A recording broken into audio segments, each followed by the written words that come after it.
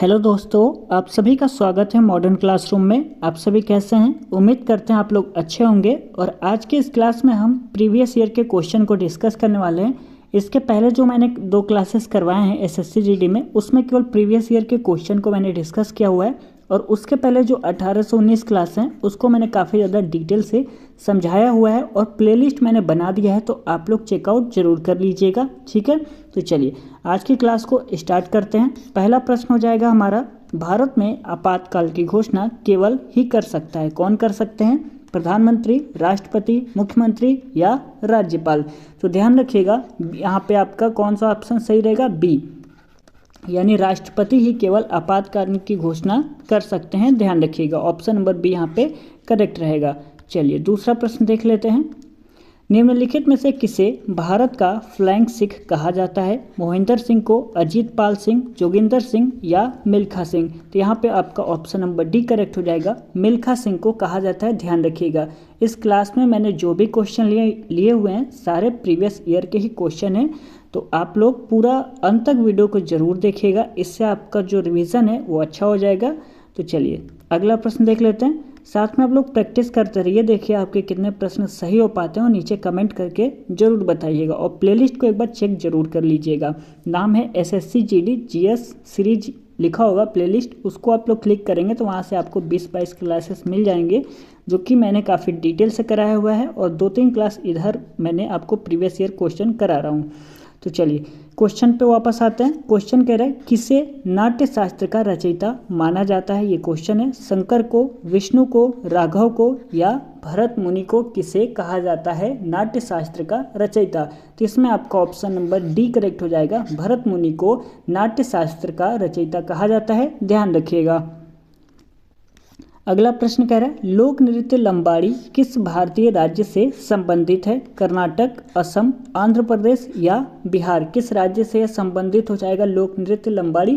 तो ध्यान रखिएगा ये आंध्र प्रदेश से हो जाएगा। ऑप्शन नंबर सी करेक्ट रहेगा। अगला प्रश्न है हमारा, भारतीय राष्ट्रीय कांग्रेस की स्थापना कब हुई थी? 1875, 1865, 1885 या 1895 में। तो यहाँ पर कब स्थापना हुई थी? 1885 में हुई थी। ऑप्शन नंबर सी करेक्ट रहेगा। ठीक है, मैं यहाँ पे लगा दे रहा हूँ। अगला प्रश्न देखते हैं। 1971 के भारत पाक युद्ध के समय कौन सी पंचवर्षीय योजना भारत में चल रही थी? यह प्रश्न है। दूसरी पंचवर्षीय योजना चल रही थी, छठी, 8वीं या चौथी? तो ध्यान रखिएगा ऑप्शन नंबर डी करेक्ट हो जाएगा। चौथी पंचवर्षीय योजना चल रही थी भारत पाक युद्ध के समय। कौन सी योजना चल रही थी? तो चौथी योजना चल रही थी। चलिए अगला प्रश्न देख लेते हैं।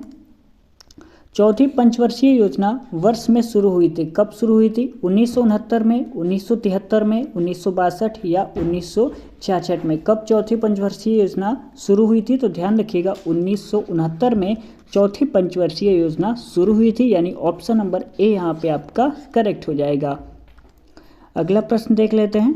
भारत में न्यूनतम मजदूरी अधिनियम किस वर्ष में लागू किया गया था? 1948 में, 1951, 1950 या 1949 में। तो यहाँ आपका ऑप्शन नंबर ए करेक्ट हो जाएगा। 1948 में भारत में न्यूनतम मजदूरी अधिनियम लागू किया गया था। 1948 में। ध्यान रखिएगा। अगला प्रश्न देख लेते हैं। भारत में लागू की गई अंतिम पंचवर्षीय योजना कौन सी है? 12वीं, 11वीं, 10वीं या 13वीं? तो इसमें आपका ऑप्शन नंबर ए करेक्ट हो जाएगा, 12वीं। चलिए अगला प्रश्न देख लेते हैं। अर्थशास्त्र में CRR का पूर्ण रूप क्या है? कैश रिजर्व रेशियो, कैश राशनिक रिजर्व या कैश रेट रेशियो या कैपिटल रिजर्व रेशियो? तो इसमें आपका ऑप्शन नंबर पहला करेक्ट हो जाएगा। अगला प्रश्न देख लेते हैं। आधुनिक आवर्त सारणी में कितने तत्व हैं? 118, 106, 102 या 124? कितने तत्व हैं? तो ध्यान रखिएगा 118 तत्व हो जाएंगे आधुनिक आवर्त सारणी में, यानी ऑप्शन नंबर ए यहाँ पे आपका बिल्कुल सही है। ये सारे के सारे प्रश्न मैं एक बार फिर से बता दूं प्रीवियस ईयर क्वेश्चन से मैंने लिए हुए हैं। चलिए आगे देख लेते हैं। कार्बन की परमाणु संख्या क्या है? 7, 9, 8 या 6? तो इसमें आपका ऑप्शन नंबर डी सही हो जाएगा। 6 हो जाएगी कार्बन की परमाणु संख्या। ऑप्शन नंबर डी करेक्ट हो जाएगा। अगला प्रश्न देख लेते हैं। कोशिका की आत्मघाती थैलियाँ किसे कहा जाता है? लाइसोसोम को, पेरोक्सिसोम को या ग्लाइऑक्सियोम को या तारक केंद्र को किसको कहा जाता है? तो ध्यान रखिएगा लाइसोसोम को कहा जाता है। ऑप्शन नंबर ए यहाँ पे सही हो जाएगा। चलिए अगला प्रश्न देखते हैं। मेक इन इंडिया योजना भारत सरकार द्वारा वर्ष में शुरू की गई थी। कब शुरू की गई थी मेक इन इंडिया योजना भारत सरकार द्वारा? 2014 में, 2019, 2018 या 2016? तो यहाँ पे आपका ऑप्शन नंबर ए करेक्ट हो जाएगा। 2014 में मेक इन इंडिया योजना भारत सरकार द्वारा लागू किया गया था। अगला प्रश्न कह रहा है हमारा, सुजाता महापात्रा ने के लिए संगीत नाटक अकादमी पुरस्कार जीता था। किसके लिए? ओडिसी के लिए, आधुनिक नृत्य, कथक या फ्यूजन डांस? किसके लिए जीता था? तो ऑप्शन नंबर ए यहाँ पे आपका करेक्ट हो जाएगा। किसके लिए? ओडिसी के लिए यहाँ पर सुजाता महापात्रा ने संगीत नाटक अकादमी पुरस्कार जीता था। किसके लिए? ओडिसी के लिए। अगला प्रश्न कह रहा है, प्रसिद्ध नौचंदी मेला वर्ष में एक बार राज्य में मनाया जाता है। कौन से राज्य में? केरल में, मध्य प्रदेश, उत्तर प्रदेश या तमिलनाडु?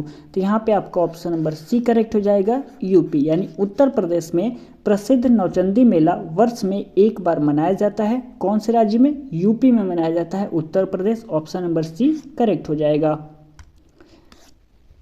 अगला प्रश्न कह रहा है, शतरंज के वर्गाकार खानों की 36 पंक्तियों को क्या कहा जाता है? पान, फाइल, बिशप या रैंक? क्या कहा जाता है?